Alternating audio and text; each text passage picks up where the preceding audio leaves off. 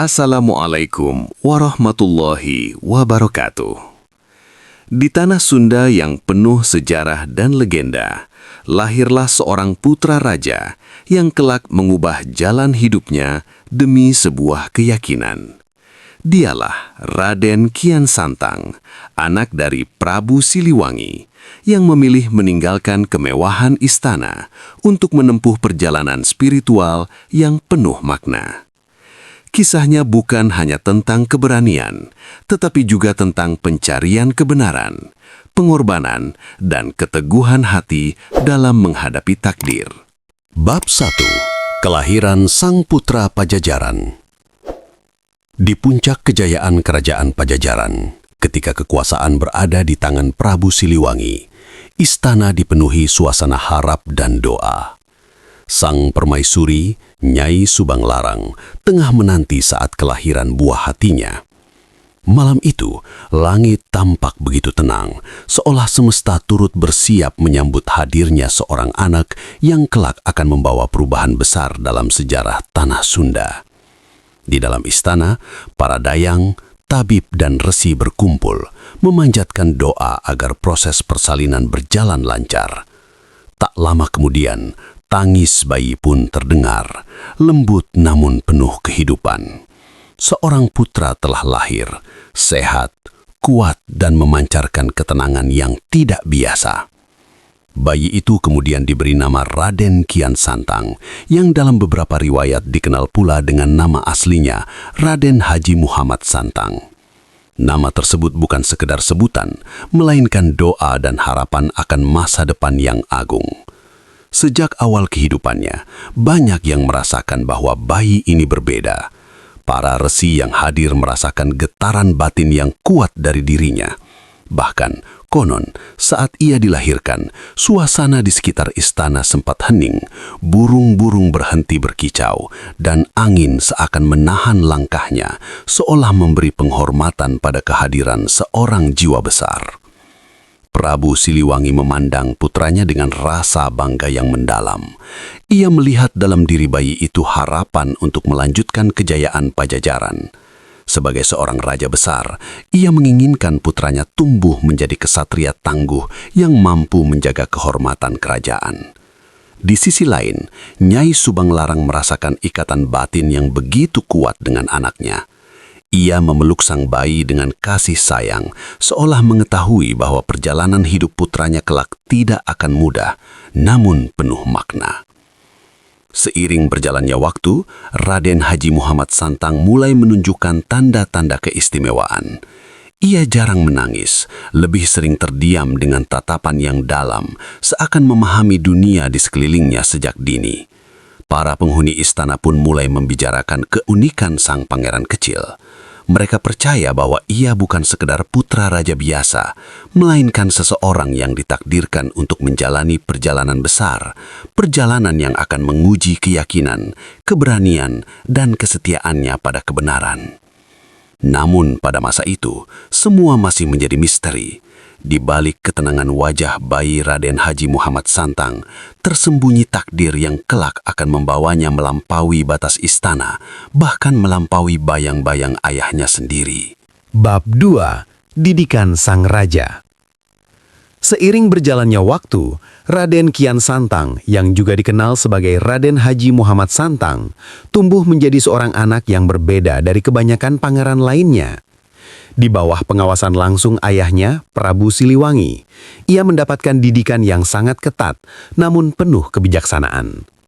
Sang raja tidak hanya menginginkan putranya kuat secara fisik, tetapi juga matang dalam berpikir dan teguh dalam pendirian. Sejak usia dini, Kian Santang telah diperkenalkan pada berbagai ilmu, mulai dari tata negara, kepemimpinan, hingga strategi peperangan.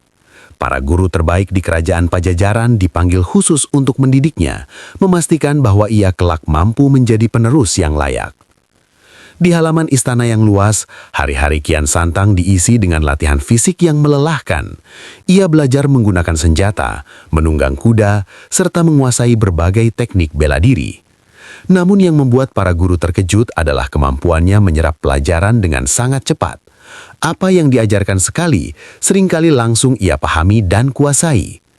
Tubuhnya yang kuat berpadu dengan kecerdasan yang tajam, menjadikannya sosok yang menonjol, bahkan di antara para prajurit dewasa.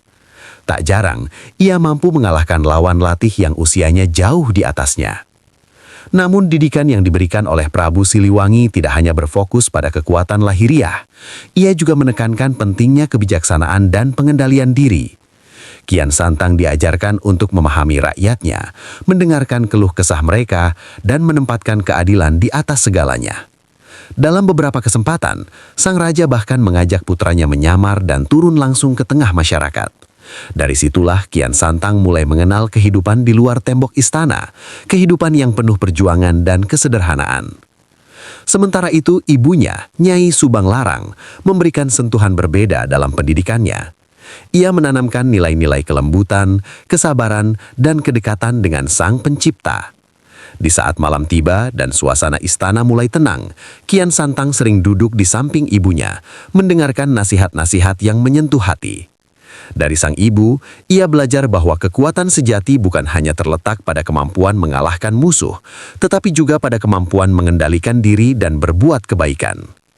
Perpaduan didikan antara ayah dan ibunya membentuk Kian Santang menjadi pribadi yang unik, kuat namun lembut, tegas namun penuh empati. Meski masih belia, tanda-tanda kebesaran mulai terlihat jelas dalam dirinya. Banyak yang percaya bahwa ia akan menjadi kesatria besar Pajajaran. Namun tak seorang pun menyadari bahwa didikan inilah yang kelak akan membawanya pada jalan hidup yang berbeda dari yang diharapkan oleh ayahnya sendiri. Bab 3. Kehebatan yang mulai terlihat. Memasuki usia remaja, kemampuan Raden Kian Santang yang juga dikenal sebagai Raden Haji Muhammad Santang semakin menunjukkan keistimewaannya. Apa yang dahulu hanya dianggap sebagai tanda-tanda kecil, kini berubah menjadi bukti nyata akan kehebatannya. Di halaman latihan kerajaan Pajajaran, para prajurit mulai menyaksikan sendiri bagaimana putra Prabu Siliwangi itu melampaui batas kemampuan manusia seusianya. Gerakannya cepat, tenaganya kuat, dan yang paling mengagumkan adalah ketenangannya dalam setiap pertarungan. Ia tidak pernah bertindak gegabah, seolah setiap langkah telah ia perhitungkan dengan matang. Para guru silat kerajaan yang awalnya bertugas mengajarinya, kini justru sering dibuat kewalahan. Dalam beberapa kesempatan, Kian Santang mampu menangkis serangan demi serangan tanpa terlihat kesulitan. Bahkan, ada kalanya ia berhasil menjatuhkan lawannya hanya dengan satu gerakan yang tepat. Hal ini membuat para prajurit dan pelatih mulai memandangnya bukan lagi sebagai murid, melainkan sebagai sosok yang setara dengan mereka, bahkan mungkin lebih unggul. Kabar tentang kehebatannya pun dengan cepat menyebar ke seluruh penjuru istana. Namun, kelebihan Kian Santang tidak hanya terlihat dalam hal fisik. Ia juga memiliki kepekaan batin yang tajam. Ia mampu merasakan suasana hati orang lain, memahami maksud yang tersembunyi di balik kata-kata, dan bertindak dengan kebijaksanaan yang jarang dimiliki oleh pemuda seusianya. Dalam setiap latihan maupun interaksi, ia selalu menunjukkan sikap rendah hati. Ia tidak pernah menyombongkan kemampuannya, justru semakin giat berlatih seolah merasa masih banyak yang harus dipelajari. Prabu Siliwangi memperhatikan perkembangan putranya dengan penuh kebanggaan. Dalam hati, ia semakin yakin bahwa Kian Santang adalah calon penerus yang sempurna untuk memimpin Pajajaran di masa depan. Namun, di balik rasa bangga itu, terselip pula kekhawatiran kecil yang belum sepenuhnya ia sadari. Ia melihat bahwa putranya memiliki cara berpikir yang berbeda, lebih dalam, lebih tenang, dan terkadang sulit ditebak. Sementara itu, Nyai Subang Larang memandang perkembangan anaknya dengan perasaan yang lebih halus. Ia merasa bahwa kehebatan Kian Santang bukan hanya anugerah, tetapi juga pertanda bahwa anaknya akan menempuh jalan hidup yang tidak biasa. Dalam diam, ia sering mendoakan agar putranya selalu diberi petunjuk dalam setiap langkahnya. Hari demi hari, kehebatan Kian Santang semakin dikenal, bukan hanya di lingkungan istana, tetapi juga juga di kalangan rakyat. Ia mulai dipandang sebagai sosok yang istimewa, bukan sekedar pangeran, melainkan calon kesatria besar. Namun, seperti api yang semakin besar, kehebatannya juga menjadi awal dari perjalanan panjang yang akan menguji dirinya, bukan hanya dengan kekuatan, tetapi juga dengan pilihan hidup yang menentukan takdirnya. Bab 4. Pencarian jati diri. Semakin hari, kehebatan Raden Kian Santang, yang juga dikenal sebagai Raden Haji Muhammad Santang, kian diakui oleh seluruh kerajaan Pajajaran.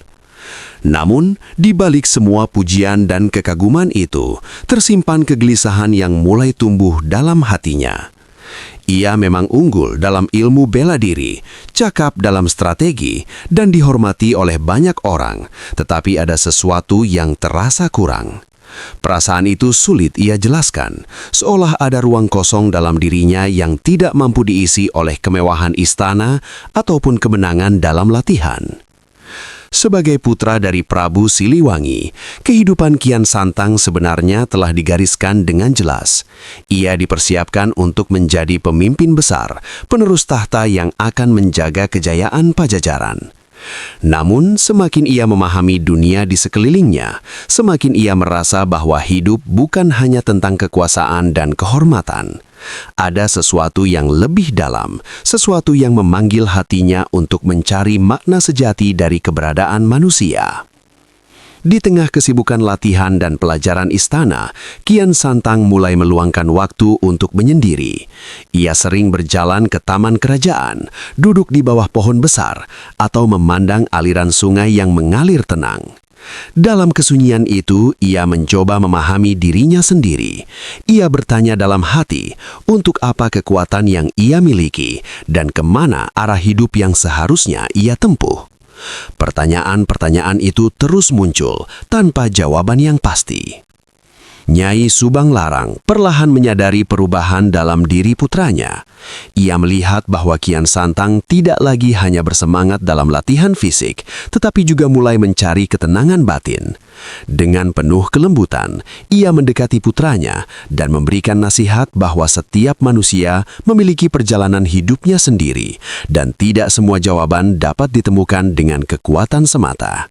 Kata-kata ibunya itu semakin menggugah hati Kian Santang untuk terus mencari. Sementara itu, Prabu Siliwangi belum sepenuhnya memahami pergolakan batin yang dialami anaknya. Baginya, kegelisahan itu adalah bagian dari proses menuju kedewasaan. Ia tetap mendorong Kian Santang untuk fokus pada tugas dan tanggung jawabnya sebagai calon raja. Namun, tanpa disadari, perbedaan cara pandang ini mulai menumbuhkan jarak halus antara ayah dan anak. Pencarian jati diri Kian Santang pun menjadi awal dari perubahan besar dalam hidupnya. Ia mulai menyadari bahwa jalan yang akan ia tempuh mungkin tidak sepenuhnya sejalan dengan harapan istana. Di dalam hatinya telah tumbuh keinginan untuk menemukan kebenaran yang lebih tinggi. Kebenaran yang tidak hanya menguatkan raga, tetapi juga menenangkan jiwa. Dan tanpa ia sadari, langkah kecil dalam pencarian ini akan membawanya jauh melampaui batas kerajaan Pajajaran. Bab 5. Pertemuan dengan dunia luar. Kegelisahan yang tumbuh dalam diri Raden Kian Santang, yang juga dikenal sebagai Raden Haji Muhammad Santang, akhirnya mendorongnya untuk melangkah keluar dari lingkungan istana. Ia mulai merasa bahwa jawaban atas pertanyaan-pertanyaan dalam hatinya tidak akan ia temukan hanya dengan berdiam di dalam tembok megah kerajaan Pajajaran. Dengan izin yang tidak sepenuhnya ia jelaskan maksudnya, ia memutuskan untuk menjelajahi kehidupan di luar istana, melihat langsung dunia yang selama ini hanya ia dengar dari cerita. Sebagai putra Prabu Siliwangi, kepergian Kian Santang tentu tidak dilakukan dengan sembarangan. Ia tetap ditemani beberapa pengawal, meskipun ia sering meminta mereka menjaga jarak agar ia dapat merasakan kehidupan rakyat secara lebih nyata. Untuk pertama kalinya, ia berjalan di antara orang-orang biasa, menyaksikan aktivitas pasar, mendengar suara tawar-menawar, dan melihat bagaimana rakyat bekerja keras demi memenuhi kebutuhan hidup mereka. Pengalaman itu membuka matanya. ia melihat bahwa kehidupan tidak selalu dipenuhi kemudahan seperti yang ia rasakan di istana. Ada penderitaan, ada perjuangan, dan ada kesederhanaan yang justru menghadirkan keteguhan hati. Ia berbincang dengan para petani, pedagang, dan pengrajin, mendengarkan kisah hidup mereka dengan penuh perhatian. Dari sana, ia mulai memahami bahwa kekuatan sejati bukan hanya terletak pada kemampuan bertarung, tetapi juga pada ketabahan menjalani kehidupan. Di suatu perjalanan, Kian Santang juga bertemu dengan orang-orang bijak yang hidup jauh dari keramaian. Mereka bukan bangsawan, bukan pula prajurit, tetapi memiliki ketenangan yang berbeda. Kata-kata mereka sederhana, namun penuh makna. Dari pertemuan-pertemuan itulah, Kian Santang mulai merasakan bahwa ada pengetahuan lain di luar ilmu yang ia pelajari di istana. Pengetahuan tentang kehidupan, tentang jiwa, dan tentang hubungan manusia dengan Sang Pencipta. Nyai Subang Larang diam-diam merestui perjalanan putranya. Ia memahami bahwa apa yang sedang dicari oleh Kian Santang bukanlah sesuatu yang bisa dipaksakan atau dibatasi. Ia percaya bahwa pengalaman hidup akan membentuk anaknya menjadi pribadi yang lebih utuh. Namun di sisi lain, Prabu Siliwangi mulai merasa khawatir. Ia melihat perubahan dalam diri putranya, perubahan yang perlahan menjauhkan Kian Santang dari kehidupan istana. Perjalanan ke dunia luar itu menjadi titik awal perubahan besar dalam diri Kian Santang. Ia tidak lagi memandang dunia dengan sudut pandang seorang pangeran semata, tetapi sebagai manusia yang ingin memahami arti kehidupan yang sesungguhnya. Setiap langkah yang ia ambil membawa dirinya semakin dekat pada sebuah jalan yang belum pernah ia kenal sebelumnya. Jalan yang kelak akan mengubah takdirnya, bukan hanya sebagai putra raja, tetapi sebagai pencari kebenaran. Bab 6. Mendengar tentang Islam. Perjalanan Raden Kian Santang, yang juga dikenal sebagai Raden Haji Muhammad Santang, ke berbagai pelosok wilayah mulai mempertemukannya dengan beragam pandangan hidup dan keyakinan. Di tengah pencariannya akan makna kehidupan, ia tidak hanya belajar dari pengalaman rakyat, tetapi juga dari cerita-cerita yang beredar di kalangan para pedagang dan musafir. Suatu hari, ketika ia singgah di sebuah perkampungan yang ramai oleh lalu lintas perdagangan, ia mendengar sesuatu yang berbeda dari biasanya, sebuah ajaran yang disebut sebagai Islam. Ajaran itu dibicarakan oleh para pendatang dari negeri yang jauh. Mereka bukan hanya berdagang, tetapi juga menyampaikan nilai-nilai yang mereka yakini. Kian Santang memperhatikan dengan seksama. Ia mendengar bagaimana mereka berbicara tentang satu Tuhan yang Maha Esa, tentang kehidupan yang penuh keadilan, dan tentang hubungan langsung antara manusia dan Sang Pencipta tanpa perantara. Kata-kata itu terasa sederhana, namun memiliki kekuatan yang sulit ia abaikan. Rasa ingin tahu mulai tumbuh dalam dirinya. Ia mendekati para musafir itu, mengajukan pertanyaan demi pertanyaan. Mereka menjelaskan dengan sabar, tanpa paksaan, tanpa rasa lebih tinggi. Sikap mereka yang tenang dan penuh keyakinan membuat Kian Santang semakin tertarik. Ia melihat sesuatu yang berbeda, sebuah keyakinan yang tidak hanya diucapkan, tetapi juga tercermin dalam perilaku mereka sehari-hari. Di dalam hatinya, Kian Santang merasakan getaran yang belum pernah ia rasakan sebelumnya. Ajaran yang ia dengar seolah menjawab sebagian dari kegelisahan yang selama ini ia pendam. Tentang makna hidup, tentang tujuan manusia, dan tentang kebenaran yang tidak bergantung pada kekuasaan atau kedudukan. Ia mulai bertanya pada dirinya sendiri, apakah ini jalan yang selama ini ia cari? Namun, sebagai putra dari Prabu Siliwangi, ia tahu bahwa ketertarikannya pada ajaran baru ini bukanlah hal yang sederhana. Ia tahu bahwa istana memiliki tradisi dan keyakinan yang telah lama dijaga. Setiap langkah yang ia ambil bisa membawa konsekuensi besar, bukan hanya bagi dirinya, tetapi juga bagi keluarganya. Di sisi lain, bayangan Nyai Subang Larang seolah hadir dalam benaknya. Sosok ibunya yang lembut dan penuh kebijaksanaan membuatnya teringat akan nilai-nilai spiritual yang pernah diajarkan kepadanya. Ia merasa bahwa pencariannya kini mulai menemukan arah, meskipun jalannya masih belum jelas. Sejak pertemuan itu, Kian Santang tidak lagi sama. Ia mulai memikirkan ajaran Islam dengan lebih dalam, merenungkan setiap kata yang ia dengar, dan mencoba memahami maknanya dalam kehidupan. Ini bukan sekedar rasa ingin tahu, melainkan awal dari perjalanan spiritual yang akan mengubah seluruh hidupnya. Sebuah langkah kecil telah diambil, namun dampaknya akan mengguncangkan bukan hanya dirinya, tetapi juga dunia tempat ia berasal. Bab 7. Tekad untuk belajar. Sejak pertama kali mendengar tentang ajaran Islam, hati Raden Kian Santang, yang juga dikenal sebagai Raden Haji Muhammad Santang, tidak pernah benar-benar tenang. Kata-kata yang ia dengar dari para musafir terus terngiang di benaknya, seolah memanggilnya untuk memahami lebih dalam. Ia mencoba melanjutkan aktivitasnya seperti biasa, berlatih, berbincang, dan menjalankan peran sebagai pangeran. Namun, di dalam hatinya ada dorongan kuat yang sulit ia abaikan. Dorongan untuk mencari kebenaran yang baru saja ia kenal itu. Dalam kesunyian malam, ia sering merenung, memikirkan segala yang telah ia pelajari sepanjang hidupnya. Ia membandingkan ajaran yang selama ini ia kenal dengan nilai-nilai yang ia dengar tentang Islam. Semakin ia berpikir, semakin ia merasa bahwa ada sesuatu yang belum lengkap dalam hidupnya. Bukan berarti ia meragukan masa lalunya, tetapi ia merasakan bahwa ada jalan lain yang mungkin lebih mendekatkannya pada makna sejati kehidupan. Akhirnya, setelah melalui pergulatan batin yang panjang, Kian Santang mengambil keputusan besar.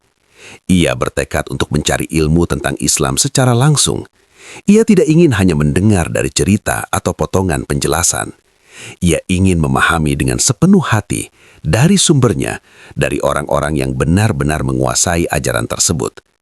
Keputusan ini bukanlah hal yang mudah, karena ia sadar bahwa langkahnya akan membawanya jauh dari kenyamanan istana dan mungkin bertentangan dengan harapan ayahnya, Prabu Siliwangi.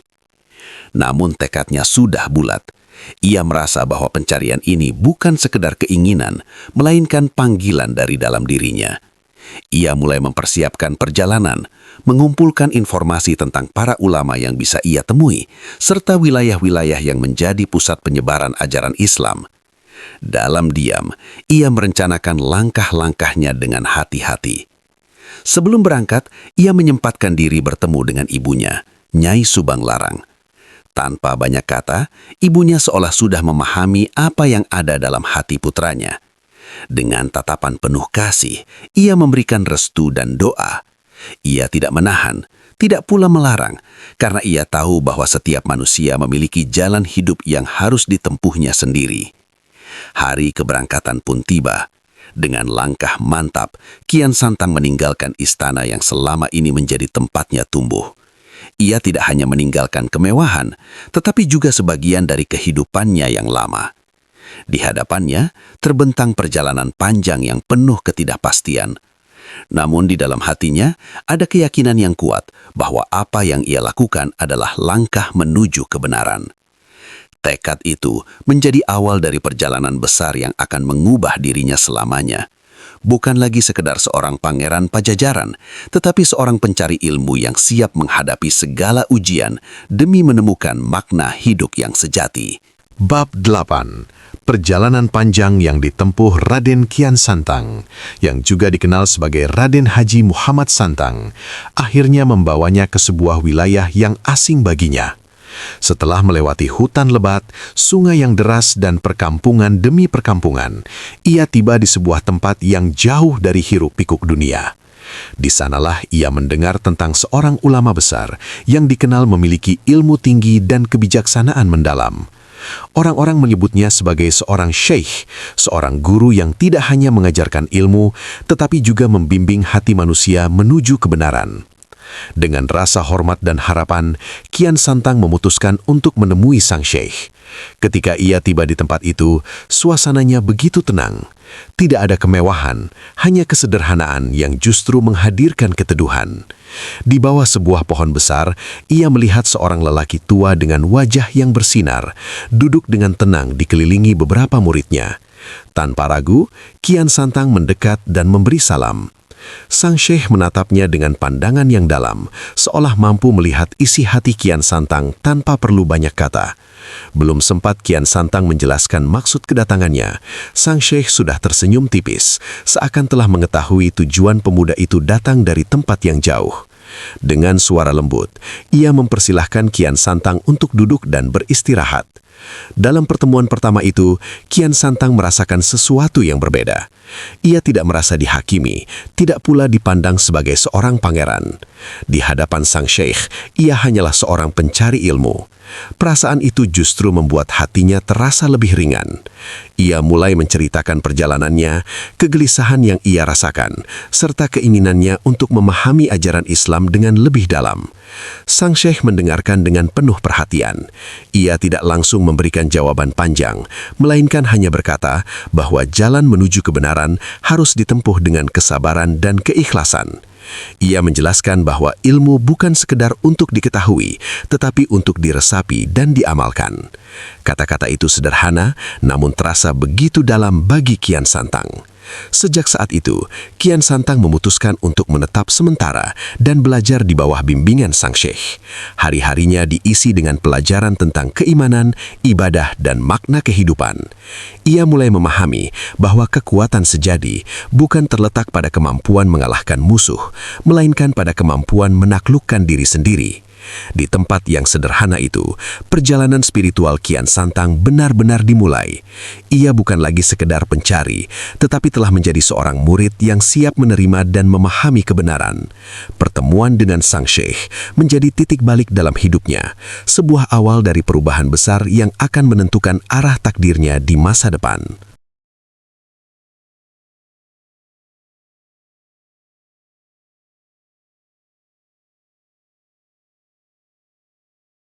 Bab 9. Pergulatan Batin. Hari-hari yang dijalani Raden Kian Santang, yang juga dikenal sebagai Raden Haji Muhammad Santang, bersama Sang Syekh perlahan membuka tabir pemahaman dalam dirinya.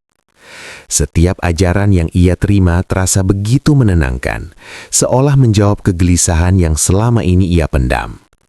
Namun, di balik ketenangan itu, muncul pergulatan batin yang semakin kuat. Ia mulai menyadari bahwa jalan yang sedang ia tempuh tidaklah sederhana, bahkan mungkin akan membawanya pada pertentangan besar dengan masa lalunya. Di setiap malam yang sunyi, Kian Santang sering terjaga, duduk dalam diam sambil merenungi perjalanan hidupnya. Ia teringat akan istana, akan masa kecilnya, dan terutama pada ayahnya, Prabu Siliwangi. Sebagai seorang putra, ia memiliki tanggung jawab untuk menghormati dan meneruskan kehendak sang raja. Namun kini, ia berada di persimpangan jalan, antara tetap setia pada tradisi kerajaan atau mengikuti keyakinan baru yang mulai ia yakini sebagai kebenaran.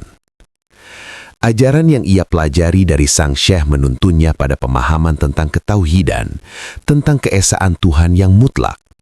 Konsep ini terasa begitu kuat dan jelas dalam hatinya. Ia merasakan kedamaian setiap kali mendekatkan diri kepada ajaran tersebut. Namun di sisi lain, bayangan Nyai Subang Larang juga hadir dalam pikirannya. Ia teringat akan kelembutan ibunya, doa-doanya, dan nilai-nilai spiritual yang pernah ia tanamkan. Semua itu seakan menjadi jembatan yang menghubungkan masa lalunya dengan jalan yang kini ia tempuh. Pergulatan itu semakin dalam ketika ia mulai menyadari konsekuensi dari pilihannya.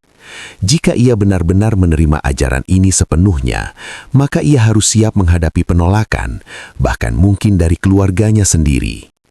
Ia bukan hanya seorang anak biasa, melainkan putra mahkota yang diharapkan menjadi penerus kerajaan. Setiap langkahnya memiliki dampak besar, bukan hanya bagi dirinya, tetapi juga bagi masa depan Pajajaran. Sang Syekh yang membimbingnya tampaknya memahami kegelisahan tersebut. Suatu hari, ia berkata bahwa setiap manusia akan diuji dengan pilihan yang menentukan arah hidupnya. Ia menegaskan bahwa kebenaran tidak selalu mudah diterima, tetapi hati yang jujur akan mampu mengenalinya. Kata-kata itu menggema dalam diri Kian Santang, seakan menjadi peneguh di tengah keraguan yang masih tersisa. Pergulatan batin itu tidak membuatnya mundur, justru semakin menguatkan tekadnya untuk terus mencari dan memahami. Ia mulai belajar menerima bahwa jalan menuju kebenaran memang penuh ujian. Di dalam hatinya, perlahan muncul keberanian untuk mengambil keputusan besar, keputusan yang akan mengubah hidupnya selamanya. Dan meskipun jalannya masih diliputi ketidakpastian, ia mulai merasakan bahwa ia semakin dekat dengan jawaban yang selama ini ia cari. Bab 10. Masuk Islam. Setelah melalui pergulatan batin yang panjang, Raden Kian Santang, yang juga dikenal sebagai Raden Haji Muhammad Santang, akhirnya sampai pada titik penentuan dalam hidupnya. Segala keraguan yang dulu membayangi perlahan mulai sirna, tergantikan oleh keyakinan yang tumbuh semakin kuat di dalam hatinya. Ajaran yang ia pelajari dari sang syekh bukan lagi sekadar pengetahuan, melainkan telah menjadi kebenaran yang ia rasakan sendiri. Ia tidak hanya memahami dengan akal, tetapi juga meresapi dengan hati. Suatu pagi yang tenang, di tempat sederhana tempat ia menimba ilmu, Kian Santang duduk di hadapan sang syekh dengan wajah yang lebih mantap dari sebelumnya. Tidak ada lagi kegelisahan yang menguasai dirinya. Dengan suara yang tenang namun penuh keyakinan, ia menyampaikan keinginannya untuk memeluk Islam sepenuhnya. Sang syekh memandangnya dengan senyum penuh kebijaksanaan, seolah telah menunggu saat itu tiba. Dengan bimbingan sang syekh, Kian Santang pun mengucapkan 2 kalimat syahadat. Dalam momen itu, ia merasakan sesuatu yang sulit diungkapkan dengan kata-kata. Seolah beban yang selama ini ia rasakan terangkat, digantikan oleh ketenangan yang begitu dalam. Hatinya terasa lapang, dan untuk pertama kalinya, ia benar-benar merasakan kedamaian yang selama ini ia cari. Sejak saat itu, ia bukan lagi sekadar seorang pencari, melainkan telah menjadi bagian dari ajaran yang ia yakini. Nama Raden Haji Muhammad Santang semakin melekat sebagai identitas barunya, mencerminkan perjalanan spiritual yang telah ia tempuh. Namun, ia tidak melupakan asal-usulnya sebagai putra Prabu Siliwangi. Justru hal itulah yang membuat langkahnya ke depan menjadi semakin berat, sekaligus bermakna. Setelah memeluk Islam, Kian Santang semakin giat belajar. Ia mempelajari cara beribadah, memahami Al-Quran, serta mendalami makna kehidupan dalam ajaran tersebut. Ia tidak ingin hanya menjadi seorang penganut, tetapi juga seorang yang benar-benar memahami dan mengamalkan ajaran yang ia yakini. Setiap hari yang ia jalani menjadi bagian dari proses penyempurnaan dirinya, baik lahir maupun batin. Namun di balik kebahagiaan dan ketenangan yang ia rasakan, ia menyadari bahwa perjalanan ini belum selesai. Keputusan yang telah ia ambil akan membawanya kembali ke tanah kelahirannya, menghadapi kenyataan yang mungkin tidak mudah. Ia tahu bahwa ia harus kembali kepada keluarganya, terutama kepada Prabu Siliwangi, dan menyampaikan perubahan besar dalam hidupnya. Meski demikian, Kian Santang tidak merasa takut. Ia telah menemukan kebenaran yang ia cari, dan dengan keyakinan itu, ia siap menghadapi apapun yang akan terjadi. Baginya ini bukan akhir dari perjalanan, melainkan awal dari tanggung jawab yang lebih besar, sebuah jalan hidup yang akan menguji keberanian, kesabaran, dan keteguhannya dalam mempertahankan kebenaran yang telah ia pilih. Bab 11. Kembali ke Pajajaran. Setelah menyelesaikan perjalanan panjangnya dalam menuntut ilmu dan menemukan keyakinan baru, Raden Kian Santang, yang kini dikenal sebagai Raden Haji Muhammad Santang, merasa bahwa saatnya telah tiba untuk kembali ke tanah kelahirannya. Hatinya dipenuhi oleh tekad yang kuat, bukan hanya sebagai seorang putra yang rindu kampung halaman, tetapi juga sebagai seorang yang membawa amanah besar. Ia tidak lagi kembali sebagai pangeran yang dulu meninggalkan istana, melainkan sebagai pribadi yang telah mengalami perubahan mendalam, baik dalam cara berpikir maupun keyakinan hidup. Perjalanan pulang itu tidak ia lalui dengan ringan. Setiap langkah yang mendekatkannya ke kerajaan Pajajaran juga membawa bayangan tentang apa yang akan ia hadapi. Ia menyadari bahwa kepulangannya tidak akan sama seperti sebelumnya. Ia membawa sesuatu yang baru, sesuatu yang mungkin akan mengguncangkan tatanan yang telah lama dijaga di istana. Namun, keyakinan yang telah tertanam dalam hatinya memberinya keberanian untuk terus melangkah tanpa ragu. Ketika akhirnya ia tiba di wilayah Pajajaran, suasana terasa begitu akrab sekaligus berbeda. Ia melihat kembali hutan, sungai, dan jalan-jalan yang dulu sering ia lalui. Kenangan masa kecilnya seakan kembali hadir, namun kini ia memandang semuanya dengan sudut pandang yang baru. Ia tidak lagi hanya melihat sebagai seorang pangeran, tetapi sebagai seseorang yang ingin membawa perubahan yang lebih besar bagi kehidupan manusia. Kabar kepulangannya dengan cepat sampai ke istana. Prabu Siliwangi menerima berita itu dengan perasaan yang bercampur antara rindu dan penasaran. Ia ingin melihat bagaimana perubahan yang terjadi pada putranya setelah sekian lama pergi. Sementara itu, Nyai Subanglarang menyambut kabar tersebut dengan penuh haru. Dalam hatinya, ia telah merasakan bahwa kepulangan Kian Santang akan membawa sesuatu yang besar, sesuatu yang mungkin tidak mudah diterima oleh semua pihak. Ketika akhirnya Kian Santang memasuki istana, suasana menjadi hening. Para prajurit, dayang, dan penghuni istana memandangnya dengan rasa takjub. Ia masih sosok yang sama, gagah dan berwibawa. Namun ada ketenangan baru yang terpancar dari dirinya. Wajahnya terlihat lebih teduh dan langkahnya penuh keyakinan. Pertemuan dengan ayahnya menjadi momen yang sangat dinantikan sekaligus menegangkan. Kian Santang berdiri di hadapan Prabu Siliwangi dengan penuh hormat. Dalam hatinya, ia tahu bahwa apa yang akan ia sampaikan bukanlah hal yang mudah. Ia datang bukan hanya untuk kembali, tetapi juga untuk membawa kebenaran yang kini ia yakini. Kepulangan ini menjadi awal babak baru dalam hidupnya. Bukan lagi perjalanan mencari, melainkan perjalanan menghadapi kenyataan. Disinilah langkahnya akan diuji antara cinta kepada keluarga dan kesetiaan pada keyakinan yang telah ia pilih. Bab 12. Penolakan Istana. Kepulangan Raden Kian Santang, yang kini dikenal sebagai Raden Haji Muhammad Santang, awalnya disambut dengan rasa haru dan bangga oleh penghuni istana. Namun suasana itu perlahan berubah ketika kabar tentang keyakinan barunya mulai terdengar. Apa yang ia bawa dari perjalanannya bukan sekedar cerita atau pengalaman, melainkan sebuah ajaran yang berbeda dari tradisi yang selama ini dijaga oleh kerajaan Pajajaran. Di hadapan Prabu Siliwangi, Kian Santang dengan penuh hormat menyampaikan perubahan dalam dirinya. Ia tidak berbicara dengan nada menantang, melainkan dengan ketenangan dan keyakinan. Ia menjelaskan bahwa ia telah menemukan kebenaran yang selama ini ia cari, dan kebenaran itu membawanya pada ajaran Islam. Kata-katanya disampaikan dengan hati-hati, namun tetap tegas, mencerminkan keyakinan yang tidak lagi bisa ia sembunyikan. Mendengar hal tersebut, wajah sang raja berubah. Kebanggaan yang sebelumnya terpancar perlahan digantikan oleh kekecewaan dan kemarahan yang tertahan. Bagi Prabu Siliwangi, apa yang disampaikan oleh putranya bukan hanya persoalan pribadi, tetapi juga menyangkut kehormatan kerajaan dan warisan leluhur. Ia telah membesarkan Kian Santang dengan harapan besar, menjadikannya penerus yang akan menjaga tradisi Pajajaran.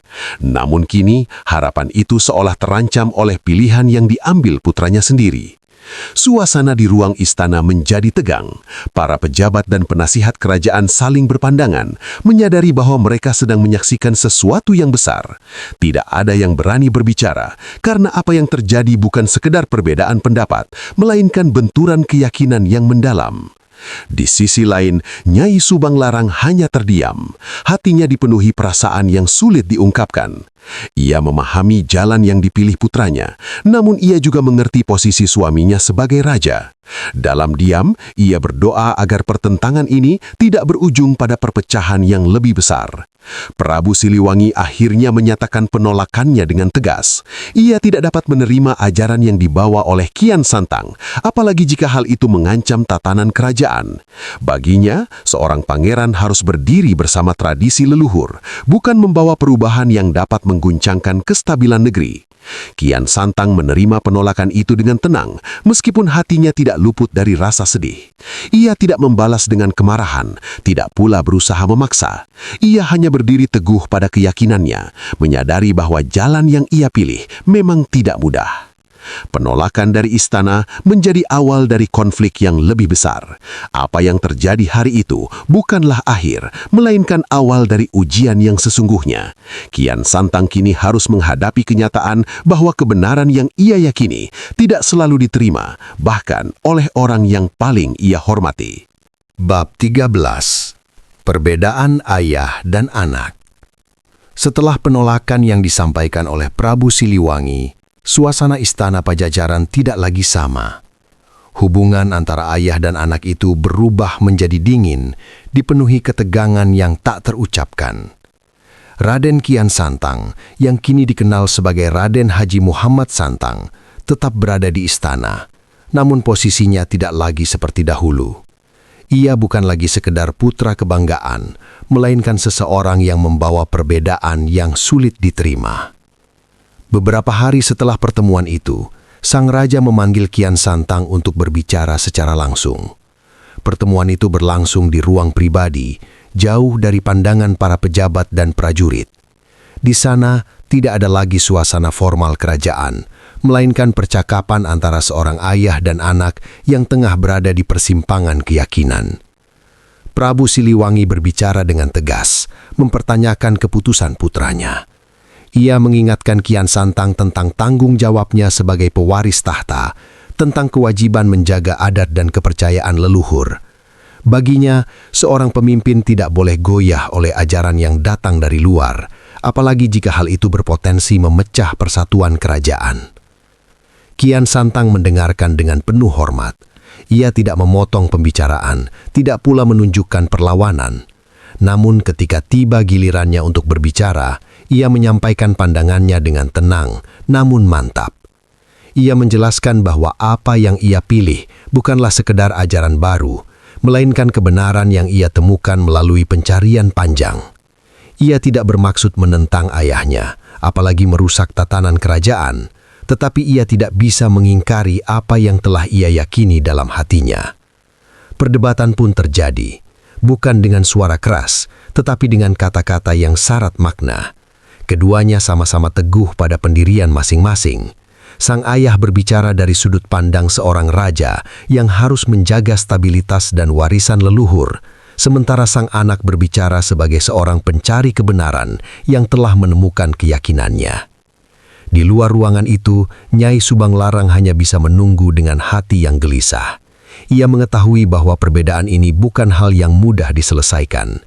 Ia berharap keduanya dapat menemukan jalan tengah, meskipun dalam hatinya ia sadar bahwa pilihan yang diambil Kian Santang tidak akan mudah diterima oleh sang raja. Pertemuan itu berakhir tanpa kesepakatan. Tidak ada yang benar-benar menang dan tidak ada yang mengalah. Namun satu hal menjadi jelas, perbedaan antara ayah dan anak itu kini telah menjadi jurang yang nyata. Keduanya saling memahami, namun tidak dapat saling mengikuti. Peristiwa itu menjadi titik di mana hubungan mereka benar-benar diuji, bukan karena kurangnya kasih sayang, tetapi karena kuatnya keyakinan masing-masing. Kian Santang mulai menyadari bahwa jalan yang ia pilih akan membawanya semakin jauh dari istana. Sementara Prabu Siliwangi mulai melihat bahwa putranya tidak lagi dapat diarahkan seperti sebelumnya. Perbedaan itu bukan akhir dari kisah mereka, tetapi awal dari ujian yang lebih besar. Ujian yang akan menentukan arah hidup keduanya, serta masa depan yang harus mereka hadapi dengan segala konsekuensinya. Bab 14. Pertarungan keyakinan. Ketegangan antara Raden Kian Santang, yang kini dikenal sebagai Raden Haji Muhammad Santang, dan ayahnya, Prabu Siliwangi, akhirnya mencapai puncaknya. Perbedaan yang semula hanya berupa perdebatan perlahan berubah menjadi sesuatu yang lebih besar, sesuatu yang tidak lagi bisa diselesaikan hanya dengan kata-kata. Di dalam istana, kabar tentang perselisihan itu menyebar, membuat suasana menjadi tegang dan penuh kekhawatiran. Para penasihat kerajaan mencoba mencari jalan damai, namun keduanya tetap teguh pada pendirian masing-masing. Prabu Siliwangi sebagai raja tidak dapat membiarkan perubahan keyakinan yang dibawa putranya menggoyahkan tatanan kerajaan. Sementara itu, Kian Santang tidak mungkin mengingkari kebenaran yang telah ia yakini sepenuh hati. Di antara mereka tidak ada kebencian, Yang ada hanyalah dua keyakinan yang berdiri saling berhadapan. Akhirnya, menurut kisah yang berkembang dalam legenda, terjadilah sebuah pertarungan antara ayah dan anak. Bukan pertarungan karena amarah semata, melainkan sebagai simbol dari perbedaan yang tidak dapat dipertemukan. Di sebuah lapangan luas di luar istana, keduanya berdiri saling berhadapan. Para prajurit dan rakyat yang menyaksikan hanya bisa terdiam, menyadari bahwa mereka sedang melihat peristiwa yang luar biasa. Kian Santang berdiri dengan tenang, tanpa menunjukkan niat untuk menyerang lebih dulu. Ia tetap menghormati ayahnya sebagai seorang raja sekaligus orang tua. Sementara itu, Prabu Siliwangi menunjukkan wibawa dan kekuatannya sebagai penguasa besar yang telah lama memimpin Pajajaran. Pertarungan pun dimulai dengan gerakan yang cepat dan penuh tenaga. Benturan demi benturan terjadi, memperlihatkan kekuatan luar biasa dari keduanya. Namun di balik setiap serangan, tersimpan perasaan yang tidak dapat diungkapkan.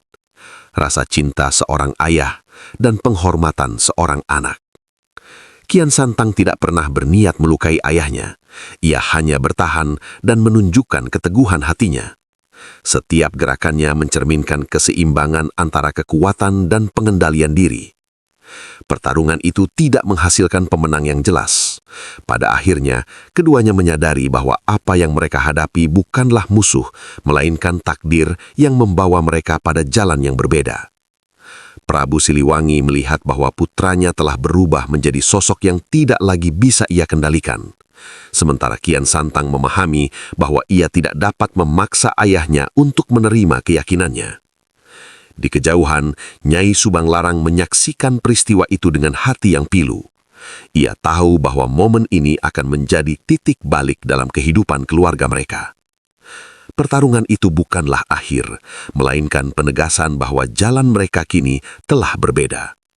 Dari sinilah, Kian Santang mulai menyadari bahwa untuk mempertahankan keyakinannya, ia mungkin harus melepaskan sesuatu yang sangat berharga, kedekatannya dengan istana dan keluarganya sendiri. Bab 15. Kepergian dari istana. Setelah pertarungan yang syarat makna itu, suasana di kerajaan Pajajaran berubah menjadi sunyi dan penuh keheningan yang berat. Tidak ada lagi perdebatan terbuka antara Raden Kian Santang, yang kini dikenal sebagai Raden Haji Muhammad Santang, dengan ayahnya, Prabu Siliwangi.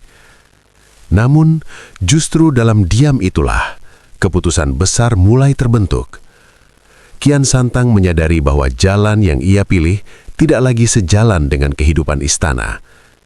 Ia tidak ingin menjadi sumber perpecahan, apalagi jika kehadirannya justru menimbulkan keguncangan dalam kerajaan. Dengan hati yang berat namun penuh keteguhan, ia memutuskan untuk meninggalkan istana. Keputusan itu bukanlah bentuk pelarian, melainkan pengorbanan. Ia memilih pergi bukan karena ia menyerah, tetapi karena ia ingin menjaga kedamaian, baik bagi keluarganya maupun bagi dirinya sendiri.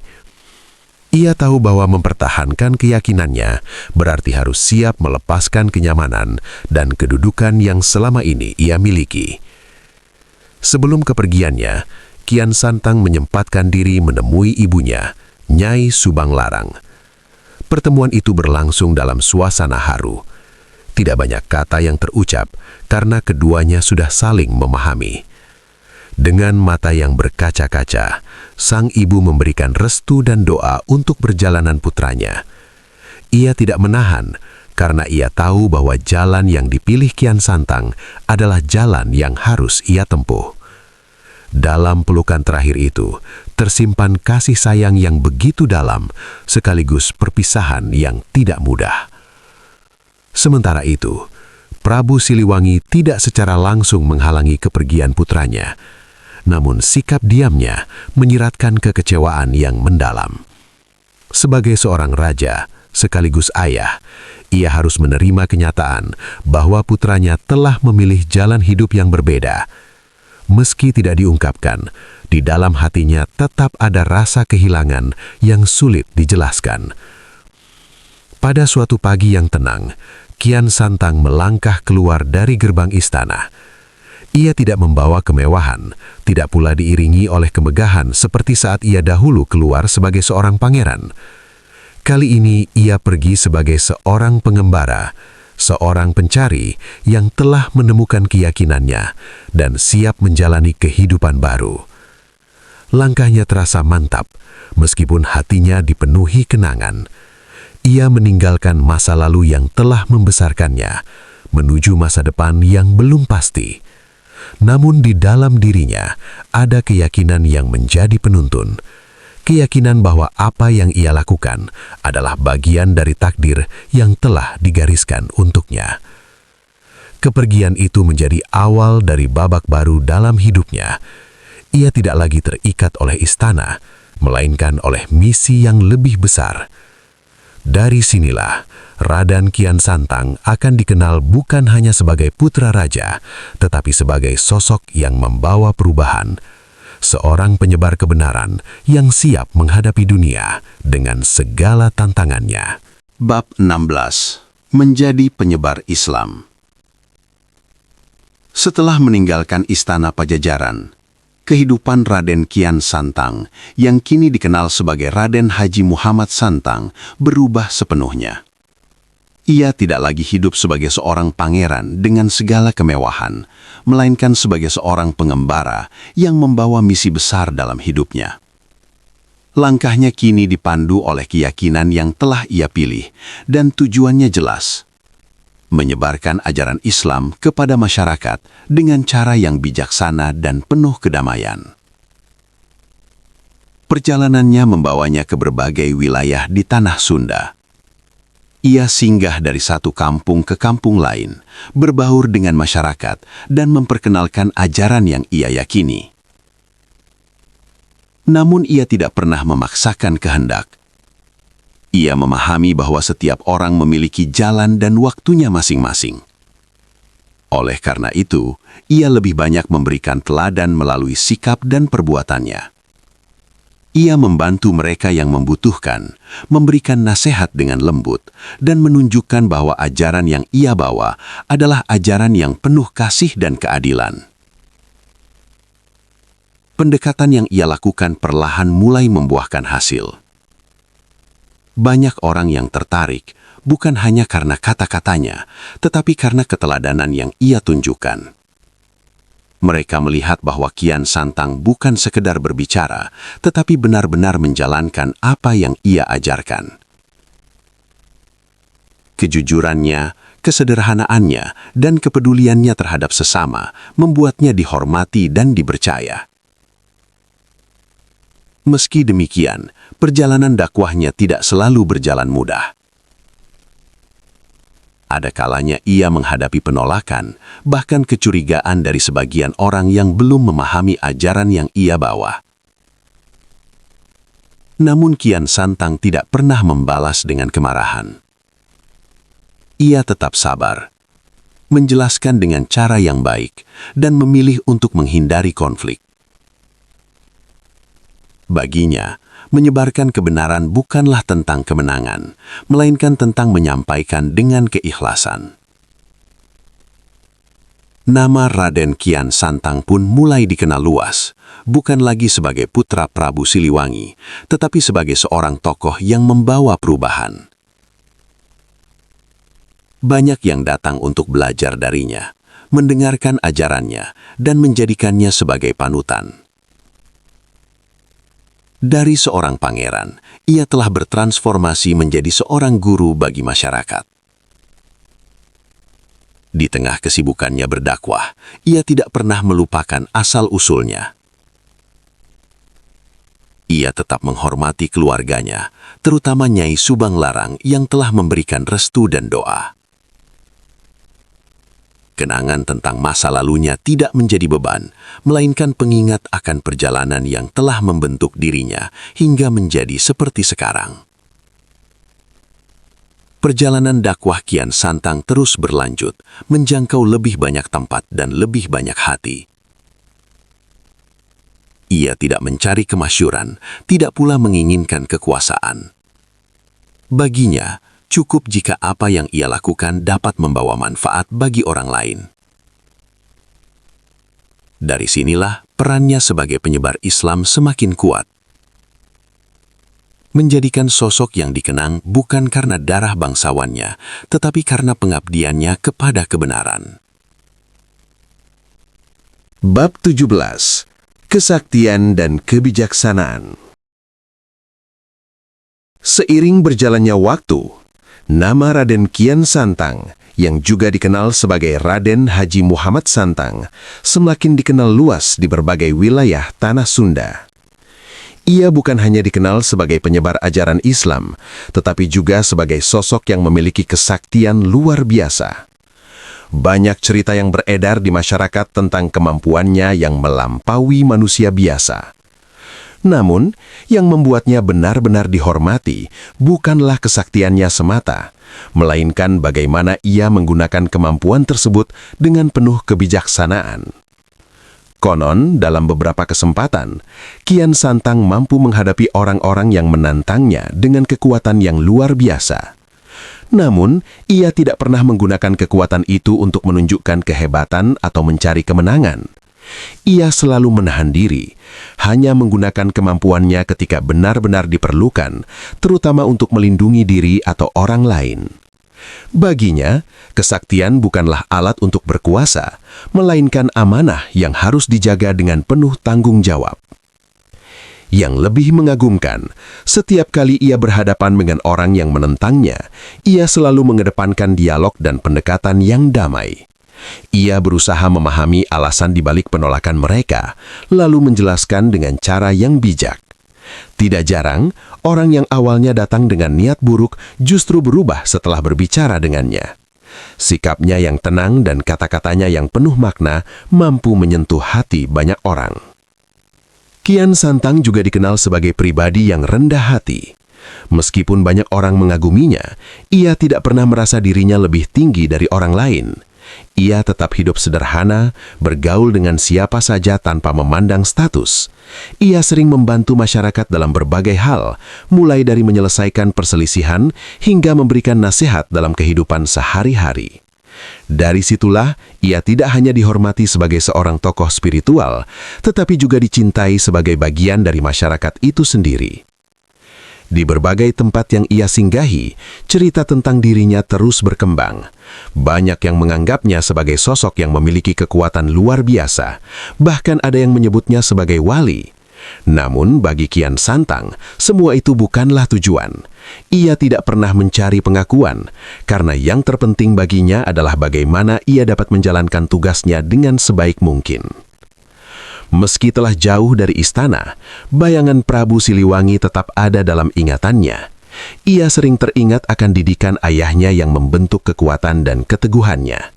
Begitu pula dengan Nyai Subang Larang yang menanamkan kelembutan dan kedalaman spiritual dalam dirinya.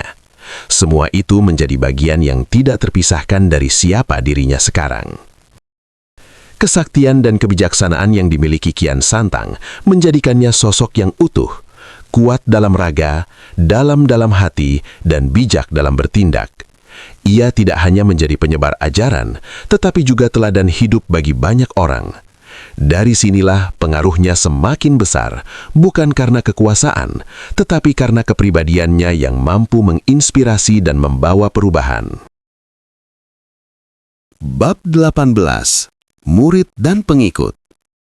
Seiring berjalannya waktu, pengaruh Raden Kian Santang, yang juga dikenal sebagai Raden Haji Muhammad Santang, semakin meluas. Ajaran yang ia sampaikan dengan penuh kesabaran dan keteladanan mulai berakar kuat di hati masyarakat. Dari berbagai penjuru, orang-orang datang untuk menemuinya, bukan hanya untuk mendengar nasihat, tetapi juga untuk belajar dan menjadi muridnya.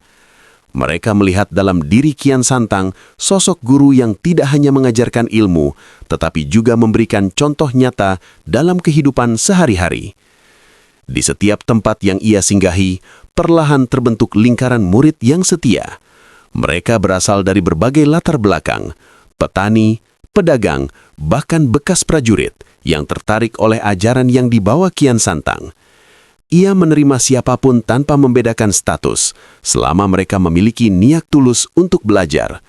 Baginya, setiap manusia memiliki kesempatan yang sama untuk mendekatkan diri kepada kebenaran. Kian Santang tidak hanya mengajarkan tentang ibadah, tetapi juga tentang akhlak dan kehidupan. Ia menekankan pentingnya kejujuran, kesabaran, serta kepedulian terhadap sesama. Para muridnya tidak hanya belajar melalui kata-kata, tetapi juga melalui perbuatan yang mereka lihat setiap hari. Cara hidupnya yang sederhana dan penuh keikhlasan menjadi pelajaran yang lebih kuat daripada sekedar nasihat. Seiring waktu, para murid itu pun mulai menyebarkan ajaran yang mereka terima. Mereka kembali ke daerah masing-masing, membawa pesan yang sama dan mengajarkannya kepada orang lain. Dari sinilah pengaruh Kian Santang semakin meluas, tanpa harus ia lakukan sendiri. Ia tidak lagi berjalan seorang diri, melainkan ditemani oleh banyak orang yang memiliki tujuan yang sama. Namun, Kian Santang selalu mengingatkan para muridnya untuk tidak merasa lebih tinggi dari orang lain. Ia menegaskan bahwa ilmu bukanlah alat untuk menyombongkan diri, melainkan untuk memperbaiki diri dan membantu sesama. Ia juga mengajarkan bahwa perjalanan menuju kebenaran adalah proses yang panjang, yang membutuhkan kesabaran dan keikhlasan. Dalam setiap pertemuan, suasana yang tercipta selalu penuh ketenangan. Para murid duduk mengelilinginya, mendengarkan dengan penuh perhatian setiap kata yang ia ucapkan. Tidak ada paksaan, tidak ada tekanan. Yang ada hanyalah keinginan bersama untuk belajar dan memahami. Meski telah memiliki banyak pengikut, Kian Santang tetap menjaga kerendahan hatinya. Ia tidak pernah menganggap dirinya sebagai pusat dari segala sesuatu. Ia justru melihat dirinya sebagai bagian dari perjalanan yang lebih besar, di mana setiap orang memiliki peran masing-masing. Di balik semua itu, ia tetap mengingat asal-usulnya sebagai putra Prabu Siliwangi, serta kasih sayang Nyai Subang Larang yang selalu menyertainya. Semua pengalaman hidupnya menjadi bekal dalam membimbing orang lain. Bab ini menjadi bukti bahwa perjalanan Kian Santang tidak hanya mengubah dirinya, tetapi juga membawa perubahan bagi banyak orang. Dari seorang pencari, ia kini menjadi seorang pembimbing yang menerangi jalan bagi mereka yang ingin menemukan kebenaran. Bab 19. Masa tua. Waktu terus berjalan, dan usia Raden Kian Santang, yang juga dikenal sebagai Raden Haji Muhammad Santang, perlahan memasuki masa senja. Rambutnya mulai memutih, langkahnya tidak lagi sekuat dahulu, namun wibawa dan ketenangan yang terpancar dari dirinya justru semakin dalam. Ia tidak lagi banyak melakukan perjalanan jauh seperti sebelumnya. Kini ia lebih sering menetap di suatu tempat, dikelilingi oleh para murid yang setia menemaninya.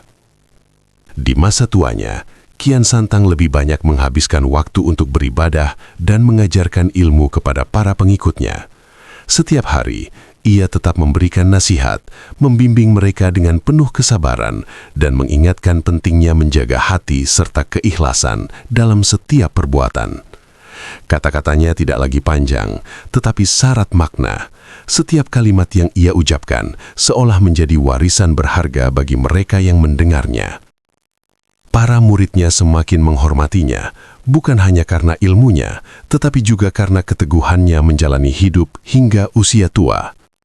Mereka melihat bagaimana seorang yang pernah menjadi pangeran besar, kini hidup dalam kesederhanaan tanpa kehilangan kemuliaannya. Kehidupan Kian Santang menjadi bukti bahwa kebesaran seseorang tidak ditentukan oleh kekuasaan, melainkan oleh ketulusan hati dan pengabdian kepada kebenaran. Di sela-sela waktunya, Kian Santang sering merenung, mengenang perjalanan panjang yang telah ia lalui. Dari masa kecil di istana, didikan keras dari Prabu Siliwangi, hingga perpisahan yang penuh haru dengan Nyai Subang Larang, semuanya terukir jelas dalam ingatannya. Ia tidak pernah menyesali jalan yang telah ia pilih. Justru ia bersyukur karena setiap langkah, baik yang mudah maupun yang sulit, telah membentuk dirinya menjadi seperti sekarang. Meskipun usianya telah lanjut, semangatnya untuk membimbing orang lain tidak pernah padam. Ia tetap menerima siapa saja yang datang untuk belajar, meski kini ia lebih sering berbicara dengan perlahan dan penuh kehati-hatian. Para muridnya pun mulai menyadari bahwa waktu bersama guru mereka tidak akan selamanya ada. Dalam keheningan malam, Kian Santang semakin mendekatkan diri kepada Sang Pencipta. Ia mengisi waktunya dengan doa dan perenungan, mempersiapkan diri untuk menghadapi akhir perjalanan hidupnya. Ia tidak merasa takut karena ia yakin bahwa setiap manusia akan kembali kepada asalnya.